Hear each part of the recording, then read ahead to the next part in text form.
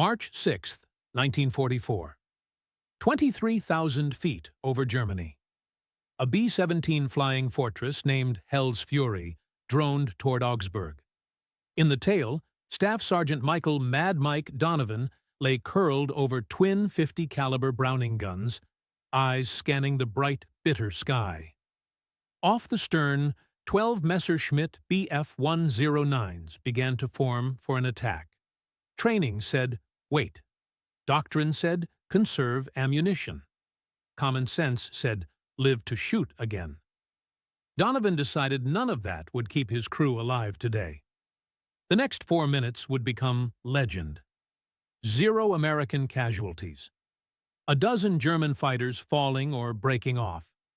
And a new word burned into 8th Air Force gunnery briefings.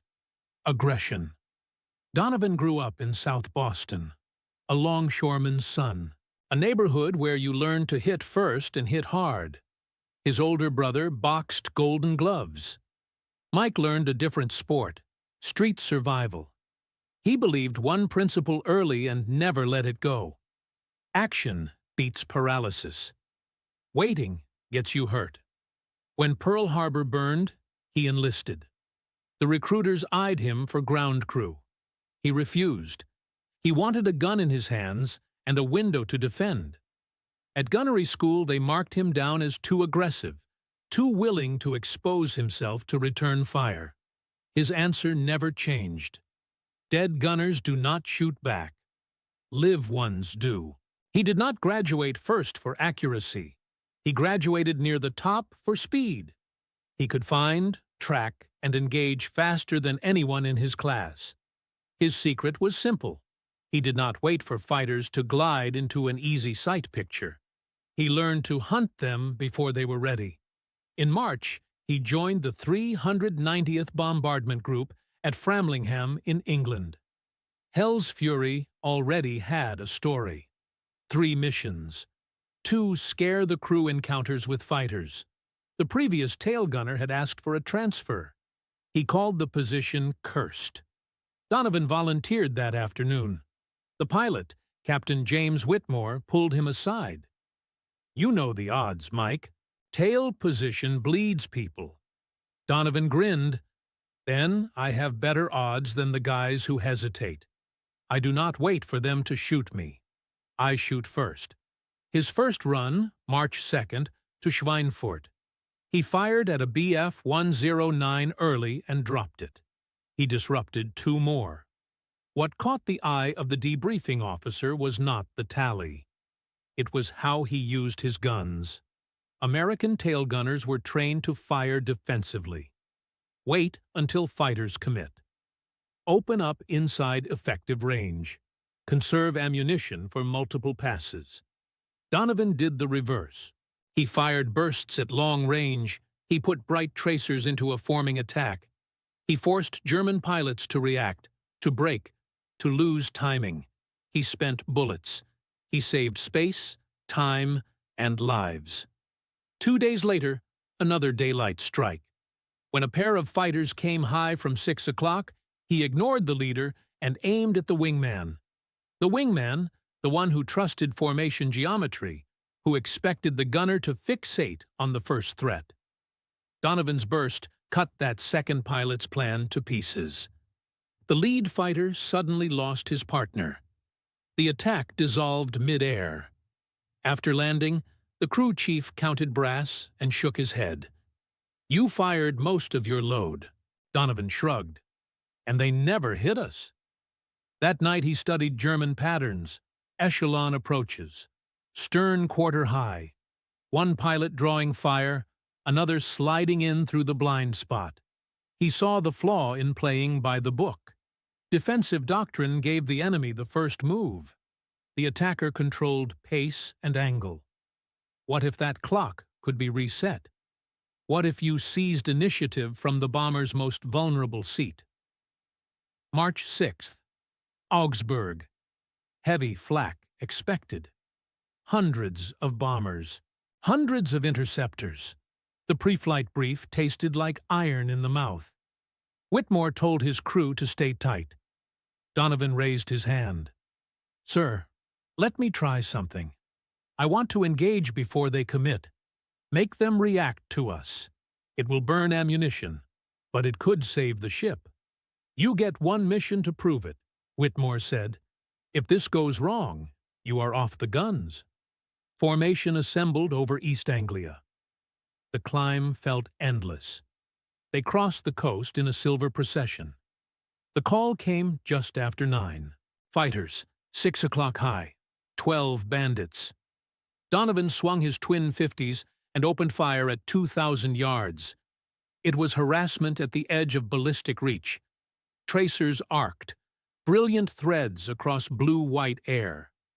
German pilots flinched. The neat geometry of their approach collapsed into a scatter of individual choices. The leader rolled right. The spacing stretched. Discipline cracked. The attack would now be improvised, not orchestrated. Donovan took his foot and kicked their timing. He stopped firing. He let them feel the gap. Then, at 1,500 yards, he sent short bursts, not to hit, but to herd. One pilot on the left kept closing. Aggressive, experienced. Donovan recognized the posture. He waited. 1,200 yards, 1,000, 900. He pressed and held. 200 rounds in a sustained stream. The Messerschmitt slid into that river of fire and disintegrated. The crew cheered. Donovan was already tracking the next threat. The remaining attackers split. Some at 7 o'clock, some straight at 6. Donovan did not chase both directions. He called the waist guns to take 7. He held 6. The first fighter in the center dissolved. The next one went orange and black. In half a minute, 3 enemy aircraft fell. The rest turned away, not to set up another clean run, but to get out. He checked his belts. 1,200 rounds gone. 800 left. Enough for one big exchange or 2 tight ones. They did not wait long. A larger enemy group formed. 18 aircraft this time. Multiple angles. 4 o'clock, 5 o'clock, 7 o'clock, and a spear at 6. The standard tactic was to divide attention and pray the combat box would save you. Donovan chose to concentrate violence. He fixed on the 6 o'clock column. He started at 1,200 yards. He walked tracers through empty air to where the leader would be. The closure rate was savage. The first fighter took rounds and flipped over like a toy. The second flew into a curtain of bullets placed ahead of its nose and came apart. The others saw it and scattered. In seconds, the most dangerous vector had been blunted by one gunner's insistence on owning the center line. He swapped belts again. 400 rounds left, still only halfway to target. Then came the worst moment. Dozens of fighters converged. Word had gone out on the radio. The formation around Hell's Fury had stretched thin after the earlier turns. No escort yet. 48 enemy aircraft gathered to make an example of one bomber. Donovan knew he could not win a duel with mathematics. He asked for permission to break their plan before it began. Whitmore said one dry sentence. "Do it." At 2,000 yards, the enemy was still knitting its timing. Donovan did not pick a single plane. He put a flood of fire into the space between them. He sent light, heat, and terror into the heart of their coordination. A Bf-109 caught fire. 2 more clipped wings, while jinking away from tracers they could not predict. The formation shredded into a cloud of confused individuals. Their beautiful plan became every pilot for himself. That bought them a minute and a half. Then the swarm came headlong. A dozen from 6 o'clock. No art, only speed. Donovan picked not the closest target, but the one at the middle of the pack. The psychological anchor. He broke it.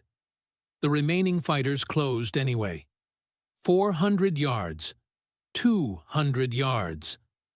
Cannon flashes. The tail shook. Metal screamed.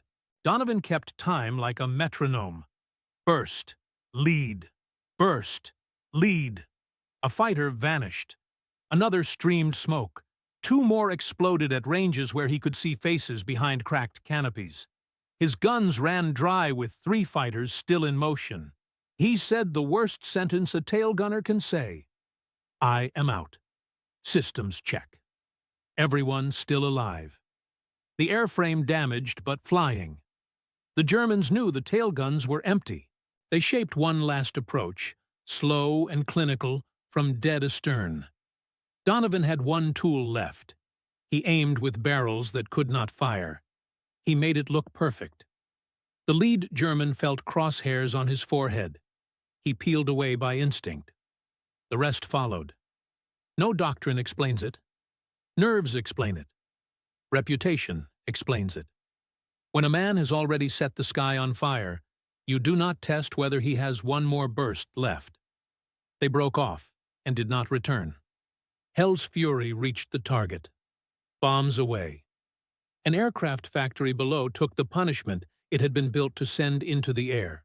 On the way home, fighters shadowed but did not attack. Word had spread on open channels. Avoid the fortress with the insane tail gunner. Late afternoon, Framlingham. Landing gear thumped the runway. The crew counted holes and blessings.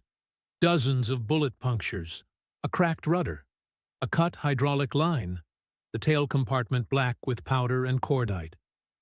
The crew chief opened the ammunition boxes and found only emptiness and heat.